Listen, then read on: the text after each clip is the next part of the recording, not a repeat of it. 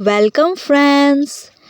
जैवी कहता है कितना अनफॉर्चुनेट है और वो अपने दोनों हाथों से उसकी गर्दन दबाने जाता है एंड कहता है मुझे तुम्हारी हेल्प करने दो लेडी कमीला, मैं तुम्हारी हेल्प करूँगा और तुम्हें आराम मिल जाएगा, सो चिंता मत करो।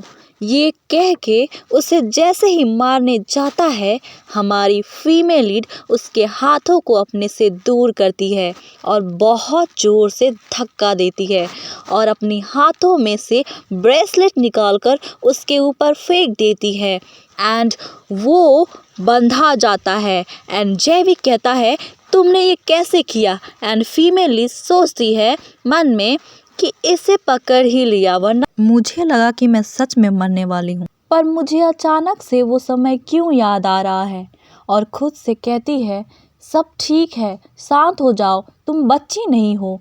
एंड जैवी कहता है तुम्हें तो बेहोश हो जाना चाहिए था ना, पर तुम कैसे। देन फीमेल लीड बताती है कि मुझे पहले से ही पूरी इन्फॉर्मेशन मिल गई थी कि कैसे जब तुम उन्हें इनवाइट करते हो अपने घर पे, उसके बाद स्लीपिंग पाउडर ऐड करते हो टी में और जब वो सो जाती हैं तो उन्हें मार देते हो। देन जैवी कहता है ओ डियर, तो तुम्हें ऑलरेडी पता है मेरे प्लान के बारे में, ये कितना अनफॉर्चुनेट है, हम दोनों ही इसमें खुश होंगे। देन फीमेल लीड कहती है ये कितना बेकार का बहाना बनाया है तुमने। देन जैवी कहता है क्या तुम थक नहीं गई अपनी फेक फैमिली के साथ रहते हुए। देन ये दर्द भरी जिंदगी जीने से तो अच्छा है कि तुम पीसफुली मर जाओ। देन फीमेल लीड गुस्से में कहती है तो इसी वजह से तुमने दूसरी वुमेन्स को मार दिया। देन जैवी कहता है मुझे नहीं पता, पर तुम्हें कैसे पता चला, पर वो भी यही चाहती थी। मुझे यकीन है कि वो खुश हैं अब, सिंस वो सब अब दर्द से दूर हैं और मैं बहुत खुश हूँ उनके लिए। एंड फीमेल लीड सोचती है ये सच में पागल हो गया है। देन तभी एमी कहती है ये सब मेरे कारण है, क्योंकि उसे लगा कि वो मेरी डेथ का कारण है, इसीलिए जो तकलीफ़ उसे महसूस होती है वो बहुत बड़ा है, तो इसने इस तरीके की लॉजिक को यूज़ करके खुद को माफ़ कर दिया है। डेथ पेनफुल नहीं है, बल्कि ये रियलिटी से बाहर निकलने का रास्ता है और दूसरी वुमेन्स भी ऐसे ही पेनफुल पोजीशन में थी, तो इसलिए ब्रदर उनके लिए राहत की कामना किए। ब्रदर उन्हें फ्री करने के लिए उन्हें बिना दर्द वाली मौत दी और यही कंक्लूज़न पे वो आए। फीमेल लीड कहती है मैं इन दिनों तरह तरह की बकवास सुन रही हूँ और मुझे दो लोगों के अलावा एक पर्सन की बकवास सुनने में कोई दिक्कत नहीं है। नो मैटर वॉट, तुम किसी भी तरीके से अपने ब्रदर को पेश करो, पर तुम्हारा भाई एक मर्डरर ही है। एंड जैवी कहता है तुम हवा में बातें कर रही हो ना, मुझे पता था लेडी को बहुत सारी साइकोलॉजिकल प्रॉब्लम है, ये इसलिए है क्योंकि तुम्हारी फैमिली तुमसे प्यार नहीं करती है ना। देन फीमेल इरिटेट हो जाती है एंड कहती है शट अप। देन जैवी कहता है जिंदा रहने से तो बेहतर है मर जाना लेडी कमीला। देन फीमेल लीड को भयानक गुस्सा आता है और वो उसकी बाल नोचने लगती है एंड कहती है तुम्हें राइट किसने दिया कि तुम दूसरों के लिए डिसीजन ले सको, और तुम्हें किसने अधिकार दिया कि तुम दूसरों के लिए उसकी लाइफ, उसकी खुशी मेजर कर सको। क्या मैं तुम्हें सच बताऊं? जैवी कहता है कौन सा सच? तुम्हें याद है ना लेडी डुब्रॉय जिसे तुमने मारा था, वो एक मैन से लव करती थी, वो ग्रेजुएट होने के बाद शादी करने वाले थे और वो जल्द ही अपने घर से जाने वाली थी, और लेडी लूरी जो ऑर्फनेज को सपोर्ट करती थी अपनी मंथली अलाउंसेस से जो उसे मिलती थी, उसके पास छोटे भाई बहन थे जिन्हें वो अपनी लाइफ से भी ज़्यादा प्यार करती थी। एंड लेडी रुटेल वो बिजनेस स्टार्ट करने वाली थी, जो पैसे उसने बचपन से सेव किया था, वो प्लानिंग कर रही थी कि वो उस घर को ग्रेजुएट होने के बाद जल्द से जल्द छोड़ दे और अपनी न्यू लाइफ स्टार्ट कर सके। पर तुमने उनके साथ क्या किया? एंड जेविड चिल्ला के बोलता है, ये नहीं हो सकता, मैंने इस तरीके की बात नहीं सुनी है, तुम झूठ बोल रही हो। देन फीमेल लीड गुस्से में कहती है, झूठ? हाँ, तुम्हें ड्यूक्स डॉटर के इंटेलिजेंट पे बिलीव नहीं है? मैं अभी के अभी तुम्हें इंफॉर्मेशन दिखा सकती हूँ जो मैंने इकट्ठा किया है, समझे? एंड चिल्ला के बोलती है, तुम कौन होते हो उनकी हैप्पीनेस अपनी मर्जी से मापने वाले? तो क्या अब मुझे भी अपने फीलिंग्स के अकॉर्डिंग डिसीजन लेना चाहिए? मैं देख रही हूँ उससे तो ऐसा ही लगता है कि तुम भी अपनी लाइफ से खुश नहीं हो, है ना? एंड जेवी डर के कहता है, अब तुम क्या करने वाली हो? और वो उस ब्रेसलेट को खींच के उसके गर्दन में फंसा देती है और वो दर्द से चीखने चिल्लाने लगता है और खांसता है और कहता है, मुझे बचाओ। देन फीमेल लीड कहती है, क्या तुम बचाए जाने की मांग कर रहे हो? इतने सारे लेडीज़ को मारने के बाद तुम ये कैसे कह सकते हो? और कहती है, क्या तुम्हें अब खुशी महसूस हो रही है? तुम्ही ने तो कहा था कि मौत ही एकमात्र रास्ता है खुशी का। और फीमेल लीड बुलेट उसके गर्दन से निकाल लेती है और कहती है, तुम्हें कैसा महसूस हुआ खुद को मौत के करीब पाकर? तो क्या तुम अभी भी खुश हो? और जावेद दर्द से चीख रहा था और दर्द में था।